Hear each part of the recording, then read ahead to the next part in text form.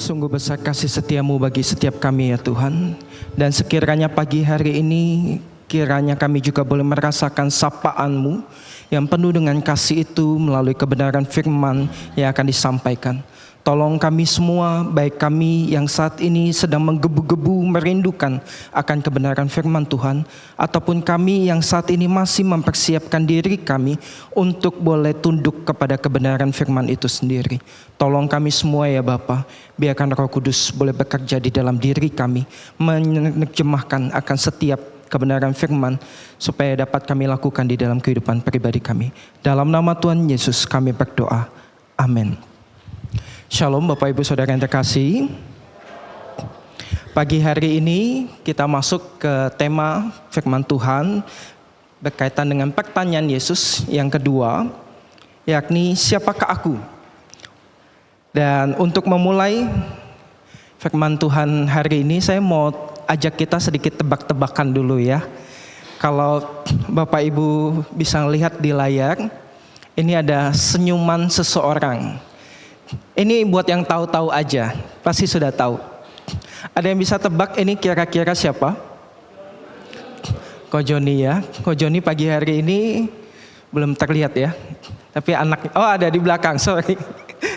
Ada di belakang karena pakai pakaian gelap jadi nggak terlalu kelihatan di ujung. Ko Joni, betul sekali. Ini salah satu dari pribadi yang Bapak Ibu pilih waktu pemilihan calon diaken minggu yang lalu. Pasti masih ingat sama senyumnya, betul ya? Tapi kalau saya tanya, Bapak Ibu kenal nggak sama Ko Joni? Boleh angkat tangannya yang kenal sama Ko Joni? Bu Aling angkat tangan ya. Bu Aling kenal sama Ko Joni, tahu ukuran sepatunya Ko Joni berapa? 44, betul kok? Betul Bu Aling, berarti cukup kenal ya.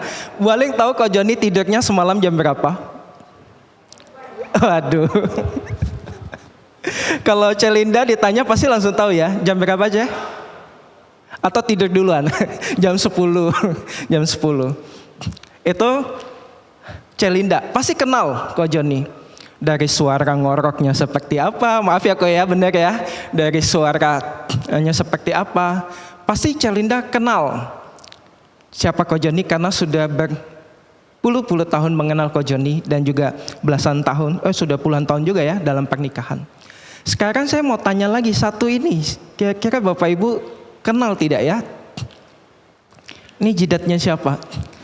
Celinda langsung nunjuk. Ada yang tahu Bapak Ibu selain Celinda? Ya, ini saudara kita Erwin Marpeli. Salah satu juga yang Bapak Ibu mungkin pilih di dalam pemilihan minggu yang lalu.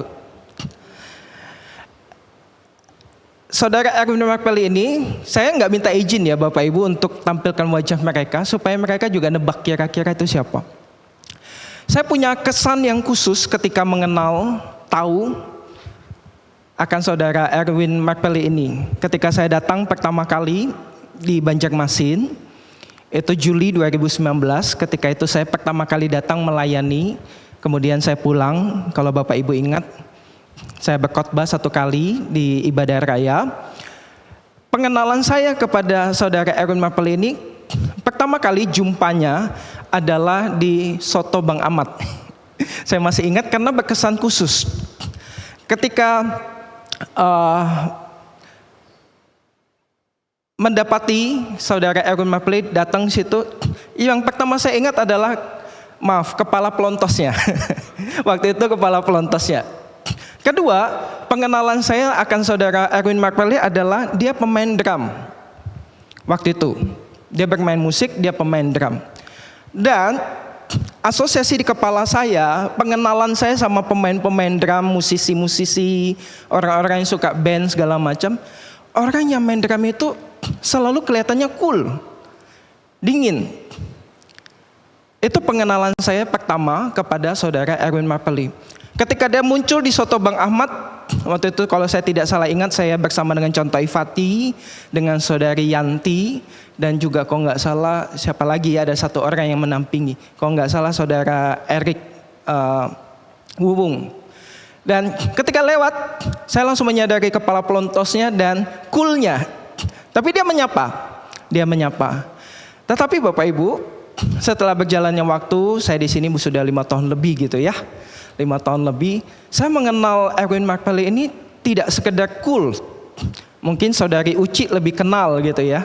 Ternyata ada hangat-hangatnya. Jadi ternyata saudara Erwin McPhilly ini kayak dispenser juga ya. Ada coolnya, ada air dinginnya, tapi ada air hangatnya juga. Mengapa? Karena berjalannya waktu, saya mengamati ternyata saudara Erwin McPhilly yang kelihatannya cool, kelihatannya pendiam. Tapi kalau sudah bikin lelucon, nah leluconnya itu bisa bikin yang lain tertawa. Dan leluconnya itu bisa menghangatkan suasana. Meskipun kadang ya lelucon sudah kepala 3 gitu ya. Lelucon yang kadang bisa garing, tetapi kalau sudah ketemu orang-orangnya, maka suasananya akan menjadi hangat. Itu pengenalan yang terjadi secara bertahap. Dari pertama saya kira cuma dingin-dingin saja, cool saja. Tapi ternyata makin lama, saya tahu. Ternyata pribadinya seperti ini.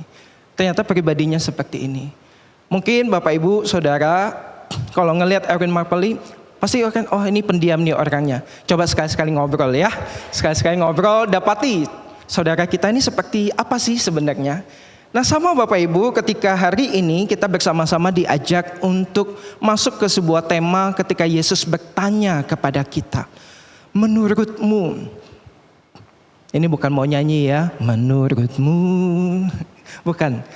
Yesus bertanya, menurutmu, siapa aku? Mari kita masuk ke dalam pembacaan firman Tuhan kita yang terdapat dalam Matius pasal 16, ayat yang ke-13 hingga ayat yang ke-20. Matius 16 ayat 13 sampai 20. Saya akan membacakan dari versi terjemahan baru yang kedua. Operator boleh bantu untuk melanjutkan untuk pembacaan firman. Setelah Yesus tiba di daerah Kaisarea Filipi, ia bertanya kepada murid-muridnya, kata orang, siapakah anak manusia itu? Jawab mereka, ada yang mengatakan Yohanes Pembaptis, yang lain mengatakan Elia, dan yang lain mengatakan Yeremia, atau salah seorang dari para nabi. Lalu Yesus bertanya kepada mereka, tetapi apa katamu? Siapakah aku ini? Jawab Simon Petrus, engkaulah Mesias, anak Allah yang hidup. Kata Yesus kepadanya, berbahagialah engkau Simon anak Yunus, sebab bukan manusia yang menyatakan itu kepadamu, melainkan Bapa-Ku yang di surgalah yang menyatakannya kepadamu.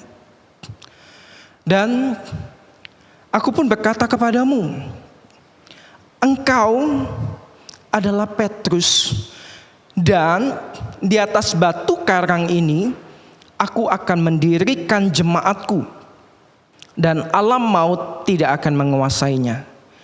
Kepadamu akan kuberikan kunci kerajaan surga. Apa yang kau ikat di dunia akan terikat di surga, dan apa yang kau lepas di dunia ini akan terlepas di surga. Lalu Yesus melarang murid-muridnya supaya jangan memberitahukan kepada siapapun bahwa ia adalah Mesias. Bapak Ibu Saudara yang terkasih, Philip Yancey dalam bukunya Bukan Yesus Yang Saya Kenal mengatakan, saya tumbuh dengan gambaran Yesus yang telah dibentuk oleh budaya saya.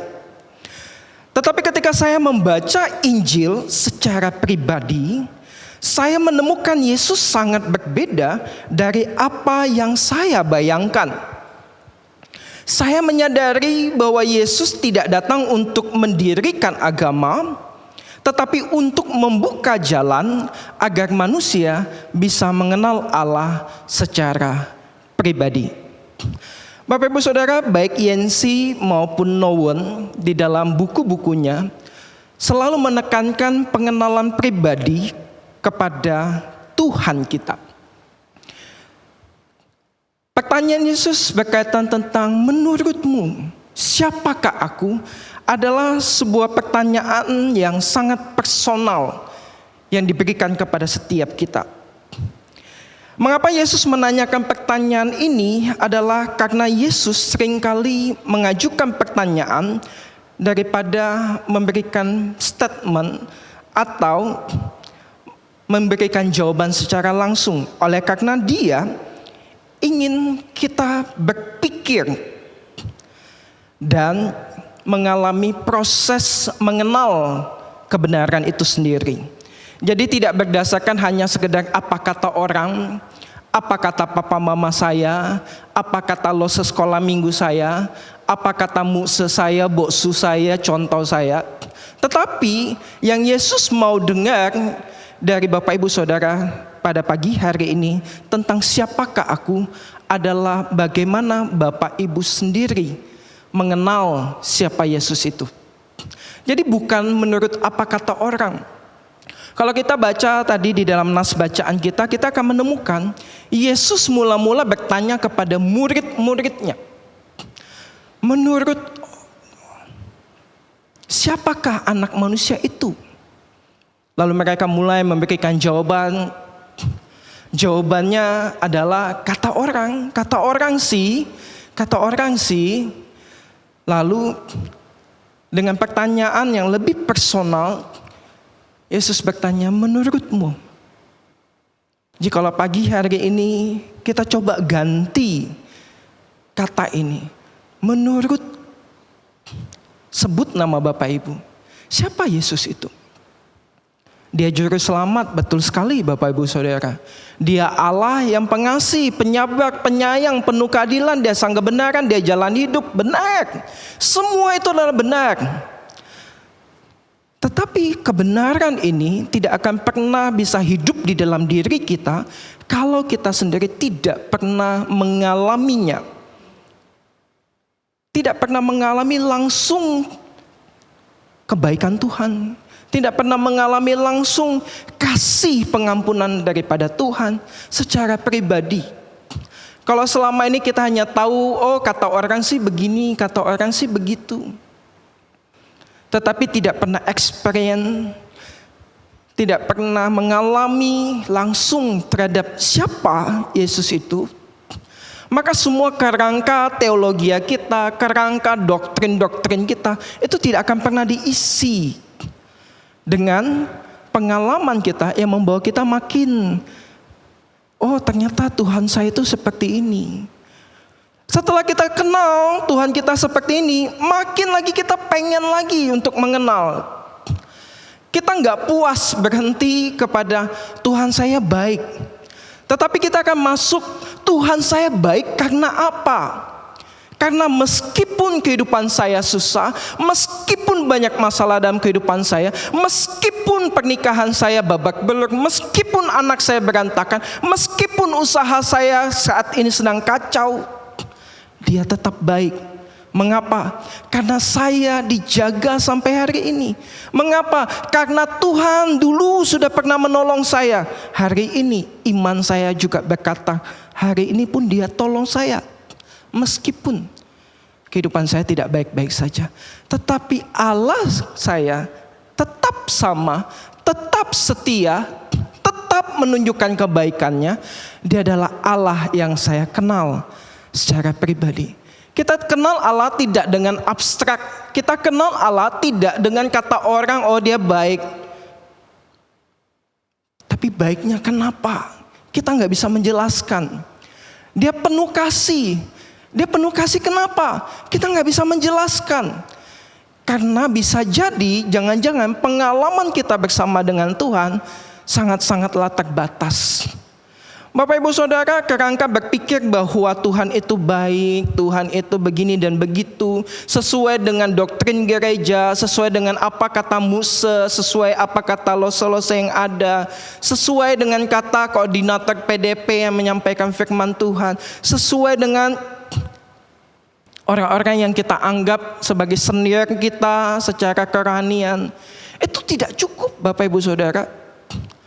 Itu cukup buat baby Christian, buat mereka yang baru kenal Tuhan.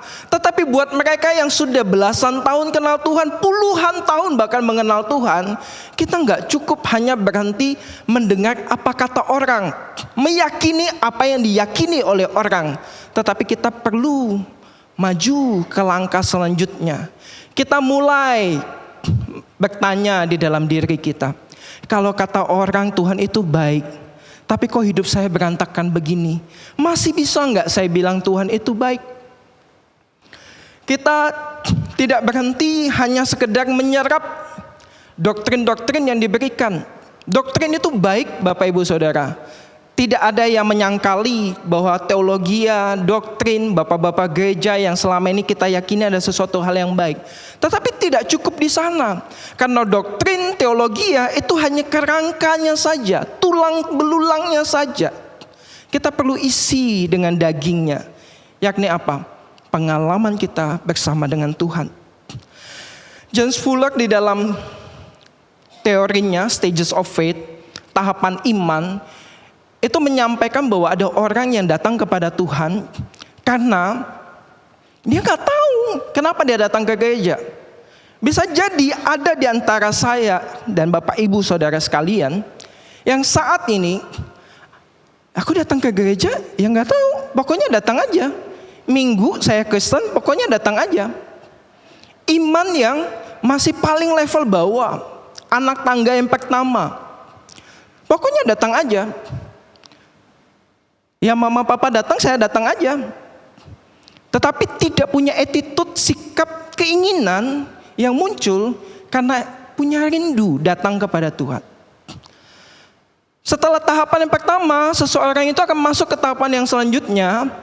Dia akan masuk ke tahapan intuitif.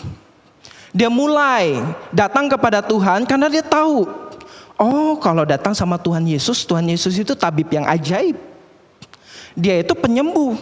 Saat ini aku punya sakit.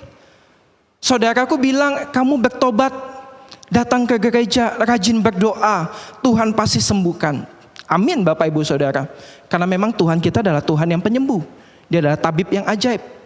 Tetapi ada baby Christian yang datang kepada Tuhan karena memang ada maunya. Usaha sedang kacau, banyakin doa, datang ke gereja. Yang dia cari, mohon maaf kata, belum kepada Tuhan. Yang dia cari adalah kepada pemberian Tuhan. Kesehatan, kesuksesan, berkat materi. Itu yang dia cari. Minggu lalu kita ditanya oleh Tuhan, apa yang kamu cari?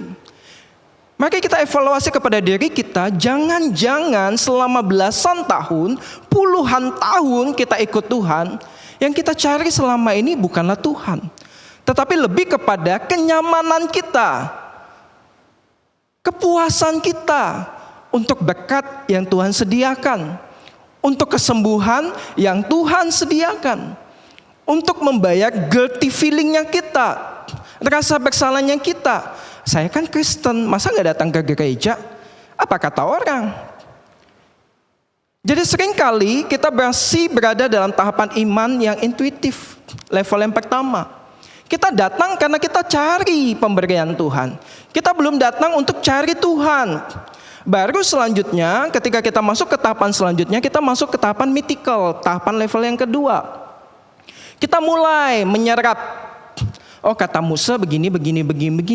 Oh tiap minggu kita ada pengakuan iman rasuli. Siapa yang kita sembah, Allah yang seperti apa, ini begitu. Kemudian kita mulai yakin bahwa kita ini orang Kristen. Kita milih untuk dibaptis. Kita masuk kelas katekisasi. Kita menyerap, oh ternyata kekristenan itu Allahnya Tritunggal. Oh ternyata Allah Bapa itu seperti ini, Allah Roh Kudus seperti ini, Allah Kristus itu seperti ini. Oh ternyata tanggung jawab seorang Kristen itu begini dan begitu. Oh ternyata kalau saya mau melayani begini dan begitu. Mulai menyerap. Sampai selanjutnya dia yakin dengan pengajaran-pengajaran yang diberikan oleh gereja. Tetapi tahapan iman seorang Kristen tidak hanya boleh berhenti di tahapan iman yang demikian. Orang yang mengikut Yesus harus mulai take it personal. Harus mulai menyerap segala pengajaran, menyerap segala doktrin, menyerap segala teologi yang ada, yang muncul di sekitar kita, baik di gereja maupun juga percakapan di kelompok-kelompok kecil, atau mungkin kita yang sering dengar YouTube dan segala macam. Mulai take it personal. Katanya begini, lalu mulai masuk ke level iman yang individuatif. Katanya Tuhan begini, kok saya merasa begini ya? Kok kata orang Tuhan Yesus baik, tapi ketika saya ikut Tuhan Yesus kok hidup saya jadi berat ya? Jadi mulai take it personal. Meskipun di dalam perenungan pribadi ini seringkali kita akan sampai kepada jawaban-jawaban yang buntu. Atau bahkan kita tidak akan pernah mendapatkan jawabannya dan menjadi misteri Allah. Bapak Ibu Saudara, ketika saya SMP, ini menjadi pertanyaan paling besar di dalam kehidupan saya ketika saya ikut Tuhan Yesus. Ketika saya SMP, saya masuk ke sekolah Kristen. Di sekolah Kristen ini saya melihat, wah, orang-orang Kristen itu baik. Nggak ada yang berantem paling berantem mulut aja. Nggak seperti waktu saya SD, itu berantemnya bisa tombok-tombokan, dan kemudian berantemnya segala binatang itu keluar. Tapi ketika saya masuk SMP, saya melihat, wah, anak Tuhan gaya berantemnya beda. Gaya berantemnya itu beda, dan sekolahnya, kehidupannya beda banget, penuh dengan kasih. Di SMP diwajibkan untuk datang ke gereja. Saya bukan berasal dari keluarga Kristen. Di SMP diwajibkan ke gereja, saya datang tiap minggu. Saya menemukan sesuatu yang berbeda banget dengan apa yang saya dapatkan di rumah. Sehingga saya banyak tinggal di gereja, beraktivitas di gereja, bahkan nginep di gereja. Makin kenal Tuhan, komitmen, dibaptis, jadi pengurus, bahkan waktu itu jadi pengurus ketua tunas remaja. Tetapi ketika saya makin yakin sama Tuhan, pada saat itulah kehidupan saya mulai terasa makin berat. Mama papa makin sering berantem. Di kelas 2 SMP adik saya lahir, beda usia 14 tahun. Saya yang terbiasa jadi anak bungsu, belajar untuk jadi seorang koko yang saya mana nggak ngerti. 14 tahun kayaknya hidupnya fine-fine aja, tiba-tiba ada yang berojol, harus ngurusin, harus bantuin. Keuangan tidak gampang, mama papa tambah sering berantem, papa bangkrut, dan segala macam usahanya makin hancur. Kemudian akhirnya mereka putuskan untuk berpisah. Di kelas 3 SMP saya tinggal sama orang lain, dan tinggal bersama dengan orang yang tidak menyenangkan. Saya harus bantu mereka untuk mengurus tempat judinya mereka. Saya harus bantu mereka untuk jualan togelnya mereka. Di 3 SMP beban juga studi pada saat itu juga sedang tinggi-tingginya. Harus les dan segala macam. Mendapatkan perlakuan yang tidak menyenangkan. Dan puncak pertanyaan saya tentang bahwa Tuhan itu adalah baik di saat saya putus asa dan mengalami pengalaman yang tidak menyenangkan dari om tempat di mana saya tinggal. Saya mencari pertolongan ke gereja. Pada saat itu saya telepon musa saya, gembala saya. Saya minta pertolongan, boleh nggak saya diselamatkan, di rescue gitu ya. Tinggal di gereja. Nggak apa-apa kalau misalnya saya tinggal di bangku-bangku kayu, sama seperti bangku gereja kita. Saya bantu beres-beres gereja, tapi minta tolong banget saya tinggal di gereja. Saya nggak kuat tinggal sama om tante teman mama ini. Pada saat itulah saya mempertanyakan kebaikan Tuhan, karena saya diperhadapkan dengan sistem gereja. Yang mana jawaban musuh saya pada saat itu adalah, Harry, mohon maaf saya nggak bisa izinkan kamu tinggal di gereja. Karena saya harus rapatkan dulu, saya harus ngobrol dulu sama hamba-hamba Tuhan yang lain, sama diaken majelis yang lain. Pada saat itulah kekecewaan saya muncul. Kemudian saya mulai mempertanyakan, apakah benar Tuhan yang selama ini yang saya datangi, yang katanya baik itu, baik kepada saya? Baik kepada saya yang pada saat itu remaja, usia 15 tahun. Dengan penuh kedongkolan, penuh dengan kekecewaan, penuh dengan kekesalan terhadap musuh saya bawa kepada Tuhan. Karena memang pengenalan saya pada saat itu hanya sebatas kata orang Tuhan baik. Mana Tuhan yang baik itu? Mana Tuhan yang katanya penyelamat itu? Mana Tuhan yang katanya mengubah hidup orang jadi penuh dengan kasih? Mana? Bapak Ibu Saudara, sebagai remaja berusia 15 tahun pada saat itu, saya menghadapi kegalauan yang luar biasa. Yang saya tahu pada saat itu saya harus bertahan hidup.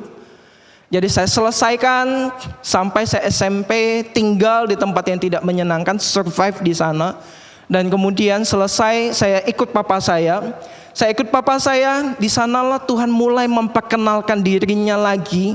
Tapi kali ini dengan cara yang berbeda. Kalau dulu saya hanya tahu karena saya melihat, oh dari cangkangnya Tuhan itu seperti ini. Di sekolah saya, di gereja saya. Sampai pada akhirnya di SMA kelas 2, saya mulai mengenal Tuhan saya. Meskipun perjalanan yang panjang, tidak mudah. Dan juga kalau saya ceritakan, kita mungkin sampai sore nanti malam baru selesai ibadahnya. Tapi singkat cerita Bapak Ibu Saudara, ketika SMA kelas 2, saya menemukan sebuah kerangka doktrin teologi bahwa ikut Tuhan itu memang tidak Tuhan selalu janjikan enak. Bahwa ikut Tuhan itu ada tantangan. Bahwa ikut Tuhan itu memang ada realita kehidupan yang harus dihadapi. Dan itu membawa saya kepada pengenalan kepada Tuhan baik. Meskipun hidup tidak menyenangkan, meskipun masalah datang silih berganti, tetapi Dia baik. Kenapa? Karena masih mengizinkan saya untuk survive, untuk bertahan. Inilah Tuhan yang saya kenal ketika saya SMP kelas usia 15 tahun, dengan saya yang SMA kelas 2 17 tahun, dan dengan saya yang usia 36 tahun sekarang. Pengenalan saya itu makin hari tentu harusnya makin bertambah. Tentu saya tidak lagi jadi baby Kristen yang kata orang. Saya harus beranjak dari apa yang kata orang menjadi apa kata saya tentang Tuhan saya.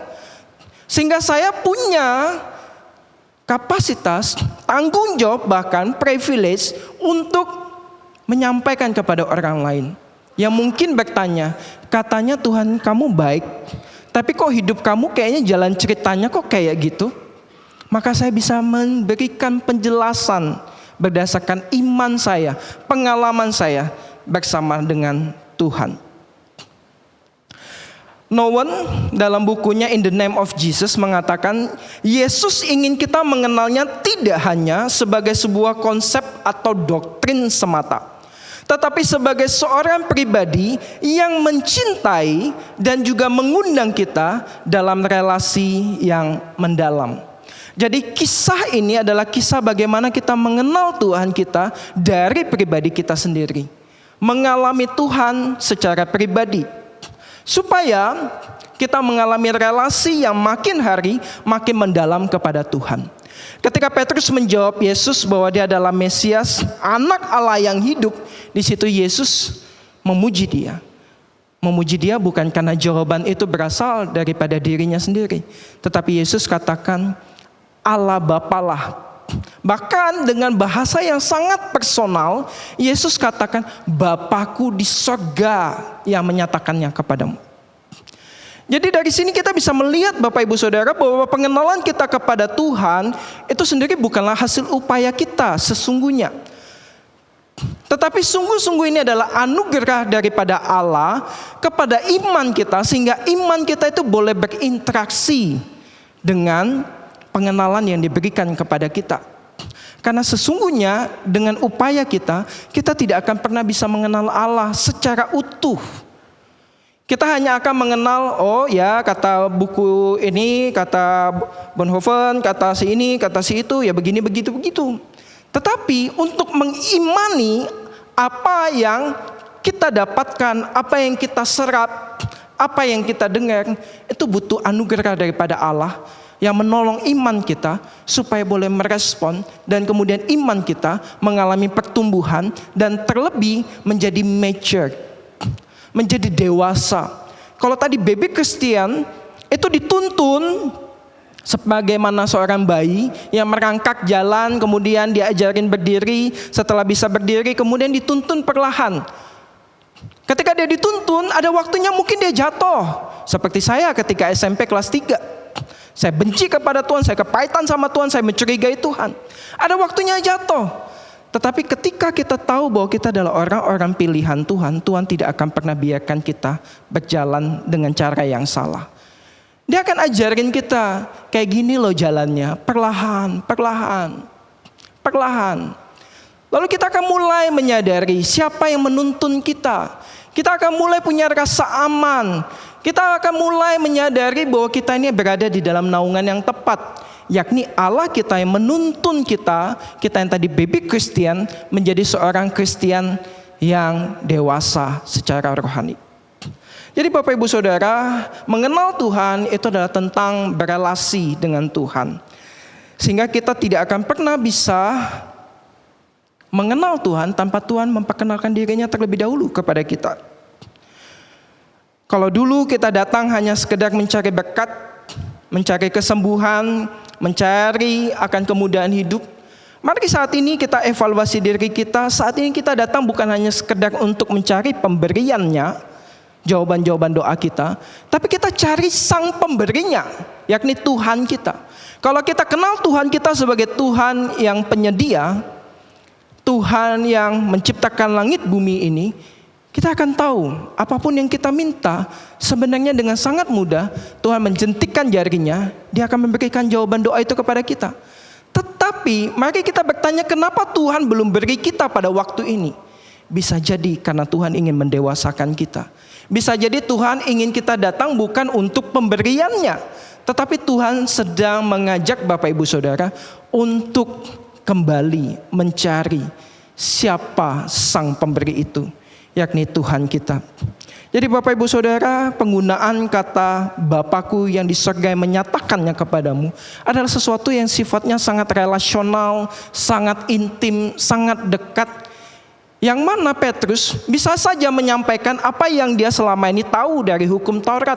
Apa yang selama ini dia tahu tentang tulisan-tulisan Musa, tentang Yesus, tentang Teofani, tentang nubuatan, siapa Yesus itu. Tetapi Yesus mendapati jawaban Petrus adalah jawaban dari dirinya, pengenalan dirinya yang berasal dari anugerah Allah yang menyatakan itu kepada Petrus. Kemudian yang ketiga Bapak Ibu Saudara, pengenalan yang sejati itu membawa perubahan.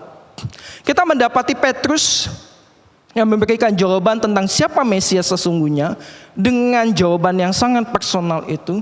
Kita juga akan bisa melihat bagaimana Petrus dibawa Tuhan untuk mengalami transformasi kehidupan. Di dalam bacaan Nas itu memang kita mendapati bahwa Yesus berkata, di atas batu karang inilah aku akan mendirikan jemaatku. Di situ kita melihat bahwa ada statement Tuhan tentang bagaimana kehidupan Petrus akan berjalan saat itu. Tapi kita juga dapat juga melihat bagaimana Alkitab kita menceritakan kehidupan Petrus. Kehidupan dari seorang murid Tuhan Yesus yang penuh dengan kegagalan, tetapi tidak berhenti di kegagalannya, tetapi mau terus belajar. Bukan hanya mengenal Tuhan, tetapi juga mengenal dirinya. Karena inilah apa yang Calvin katakan di dalam bukunya Institutio yang pertama, bahwa ketika kita mengenal Tuhan, harusnya kita juga makin mengenal siapa diri kita ini. Ketika kita mengenal pencipta kita, maka kita harusnya makin juga mengenal siapa kita ini sebagai ciptaannya. Jadi makin kita mengenal Tuhan yang begitu ajaib, yang begitu sempurna, maka kita juga akan makin mengenal siapa diri kita yang ciptaan ini, yang penuh dengan ketidaksempurnaan ini, yang penuh dengan kerapuhan ini, yang penuh dengan hal-hal yang membuat kita tidak layak sebenarnya di hadapan Tuhan. Tapi makin kita mengenal Allah, makin kita akan menyadari siapa diri kita sesungguhnya. Maka kita akan juga mendapati kisah Petrus murid yang gagal berkali-kali ini ternyata di dalam kemahatauannya Tuhan pada saat itu dipilih Tuhan untuk menjadi dasar bagi jemaat-jemaat Tuhan. Jadi pengenalan kepada Allah seharusnya membawa kita kepada perubahan, transformasi kehidupan yang sejati. Dan perubahan ini tidak harus kita alami. Tidak mengapa kalau kita datang sebagai baby Christian yang datang ke gereja karena memang musiknya bagus. Tidak mengapa kita datang ke gereja karena hanya sekedar kita tahu, oh di gereja ini penuh dengan urapan.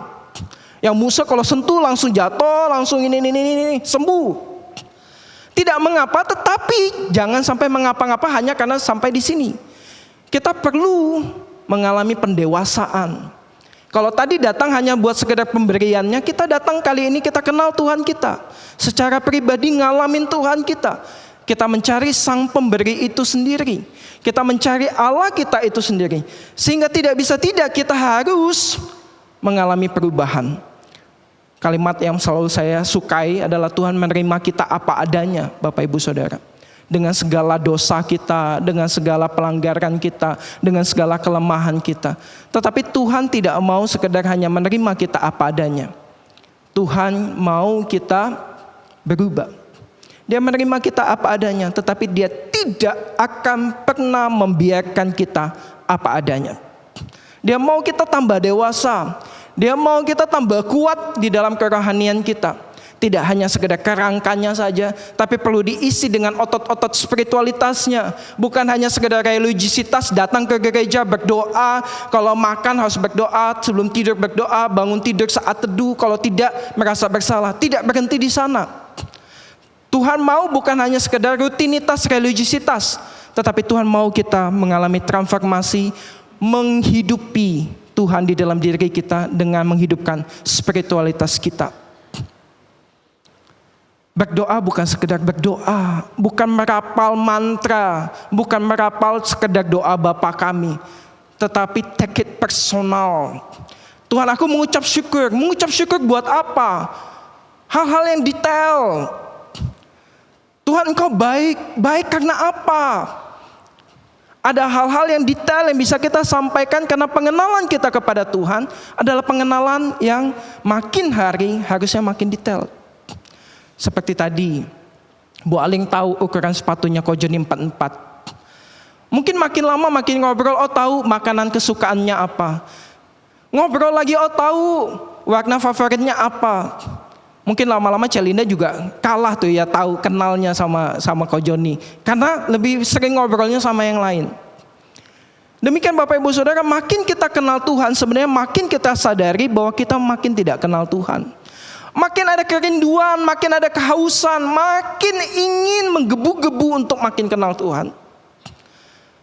Karena kenapa? Karena kita menyadari bahwa otak kita yang kecil ini, yang bahkan secara saintifik itu juga kepakainya cuma berapa persen aja, itu nggak sanggup untuk mengenal Allah yang transrasional, yang beyond, melampaui akal pikiran kita. Itu nggak cukup. Sehingga kerinduan ini harusnya membawa kita makin lagi haus mengenal siapa sih Allah kita. Kenapa sih Allah seperti ini? Lebih take it personal buat hidup kita. Saya berimannya bagaimana? Mari kita bertanya kepada diri kita sehingga kita boleh makin mengenal siapa Yesus kita. Saya mencoba membuat akronim yang semoga bisa menjadi aplikasi kita pagi hari ini. Yang pertama, mari kita yakin secara pribadi. Bukan yakin karena mama papa saya Kristen. Bukan yakin karena orang ajak saya ke gereja. Bukan karena saya begini diajakin orang datang tiba-tiba ya udah nyaman aja sama komunitasnya. Lama-lama nggak berasa udah jadi Kristen. Itu Kristen yang tidak bertanggung jawab Bapak Ibu Saudara. Mari kita bertanggung jawab dengan pengenalan kita kepada Allah. Dan yang kedua, eksklusif dalam iman. Alami Tuhan, bukan lagi sekedar kata orang, bukan sekedar apa kata Musa, bukan sekedar kata lose-lose, contoh-contoh, ataupun saudara seiman, tetapi eksklusif. Oh Tuhanku tuh seperti ini, Dia penyayang, penyabar. Seperti tadi yang saya tahu, saudara Erwin dingin saja, tapi makin saya kenal, oh ternyata ada hangat-hangatnya. Kata anak muda ada gokil-gokilnya. Maka kita juga kenal Tuhan kita. Oh selama ini saya tahu Tuhan itu baik, benar.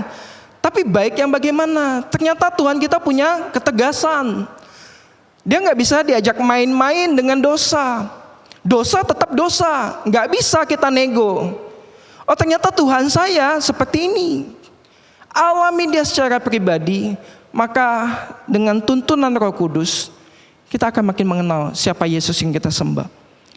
Kemudian ingat bahwa dia adalah sumber kekuatan dan harapan kita. Ingat kisah tentang Petrus.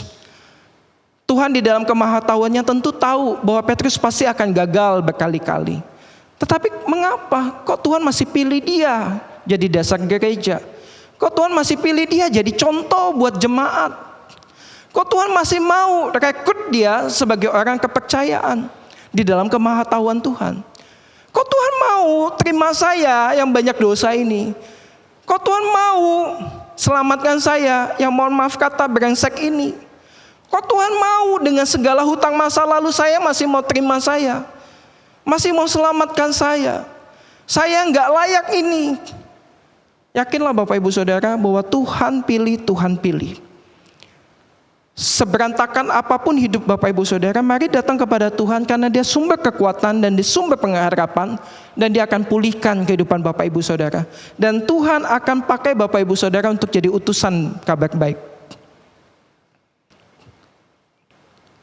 Jangan kalah dengan dakwaan iblis bahwa engkau pernah begini, pernah begitu. Jangan kalah dengan dakwaan iblis bahwa engkau sudah berbuat dosa, tidak layak begini dan begitu. Tapi mari dengar apa kata Tuhan yang memanggil engkau sebagai anak-anaknya, yang pertama-tama sudah merasakan kasih Tuhan, dan yang ingin Tuhan juga engkau nyatakan kasih itu kepada orang-orang yang ada di sekitarmu. Jadilah utusan-utusan kabar baik Tuhan, meskipun engkau menyadari bahwa engkau manusia berdosa, engkau tidak layak. Tetapi dengan kesadaran yang demikian, mari juga engkau jadi kenal Tuhan makin lagi. Meskipun aku tidak layak, tapi Tuhan ternyata Tuhan yang pengasih, Tuhan yang mau menerima aku dengan kondisi yang demikian. Sehingga pada akhirnya kita dapat setia hingga akhir, dan Tuhan menyambut kita. Hai engkau hambaku yang baik dan setia. Tuhan membuka tangannya lebar-lebar kepada engkau. Sebagaimana seorang bapa menyambut anaknya yang selama ini dinanti-nantikan. Kalau engkau membangun relasimu dekat bersama dengan Tuhan, maka engkau pasti juga akan punya kerinduan untuk Tuhan, aku ingin mengenal engkau. Tuhan, aku ingin sekali dalam aspek kehidupan yang satu ini tahu caramu bersikap, caramu untuk bisa merespon. Kalau kita kenal Tuhan kita, sikap hidup kita tidak bisa tidak, pasti akan tertransformasi. Kenapa? Karena kita hidup bersama dengan Tuhan kita. Kita akan mulai bertanya, what would Jesus do? Apa yang akan Tuhan lakukan ketika menghadapi situasi yang demikian? Apa yang Tuhan akan katakan kepadaku ketika aku misalnya dikejar-kejar hutang usaha? Apa yang Tuhan akan katakan kepadaku ketika aku dipojokkan oleh pasanganku? Diomelin sama pasangan, direndahkan oleh pasangan. Apa yang akan Tuhan katakan? Kerinduan inilah yang sekiranya boleh hadir di dalam diri kita Bapak Ibu Saudara, ketika kita berkata, Tuhan aku ingin kenal Engkau sehingga aku bisa menjawab pertanyaanmu. Siapakah aku? Mari kita tundukkan kepala, kita berdoa. Bapa, tolong kami semua untuk bisa menjawab pertanyaanmu. Siapakah Engkau? Bukan kata orang tua kami, bukan kata pengajar-pengajar kami, tetapi kata kami sendiri. Biar kami makin hari makin mengalami Tuhan, makin mengenal Tuhan. Bawa kami Tuhan untuk makin lagi dewasa di dalam iman percaya kami, sehingga kami mampu menjawab, Engkau adalah Yesus yang kami kenal secara pribadi. Yesus yang berelasi dengan kami. Yesus yang mengubah kehidupan kami. yang menerima kami apa adanya, tapi tidak akan pernah membiarkan kami apa adanya. Membawa kami makin hari, makin dewasa, makin lebih baik, makin menyerupai akan Kristus yang kami sembah. Biarkanlah kami makin mengenal Engkau, makin mengenal diri kami, sehingga ada kedewasaan rohani yang muncul di dalam diri kami. Di dalam nama Tuhan Yesus Kristus, kami berdoa. Amin.